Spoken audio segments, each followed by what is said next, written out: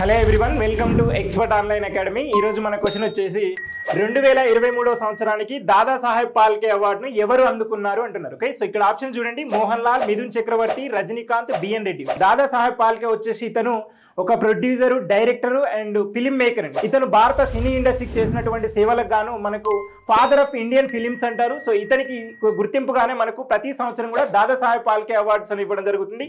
1969 నుంచి సో ఈ అవార్డ్స్ అనేది కేంద్ర సమాచార శాఖ మంత్రిత్వ వారు ఇవ్వడం జరుగుతుంది. 1969లో దేవికా రాణి గారికి సో మొట్టమొదటిసారిగా దాదా సాహెబ్ పాల్కే అవార్డు రావడం జరిగింది. 54th అవార్డు వచ్చేసి మనకు మిథున్ చక్రవర్తికి సో 2022 సంవత్సరానికి గాను దాదా సాహెబ్ పాల్కే అవార్డు రావడం జరిగింది. 55th పర్సన్ వచ్చేసి మనకు మోహన్ లాల్ గారికి, కేరళకు సంబంధించినటువంటి వ్యక్తికి సినీ ఇండస్ట్రీకి చేసినటువంటి సేవలకు గాను 2023 సంవత్సరానికి సో ఇది 2025లో సో దాదా సాహెబ్ పాల్కే అవార్డు ఇవ్వడం జరిగింది. తెలుగు ఇండస్ట్రీకి వర్క్ చేసినటువంటి వారికి 7 మెంబర్స్ కు దాదా సాహెబ్ పాల్కే అవార్డు ఇవ్వడం జరిగింది. ఇందులో వచ్చేసి ఫస్ట్ పర్సన్ వచ్చేసి బిఎన్ రెడ్డి అండి. Okay, so BN Reddy.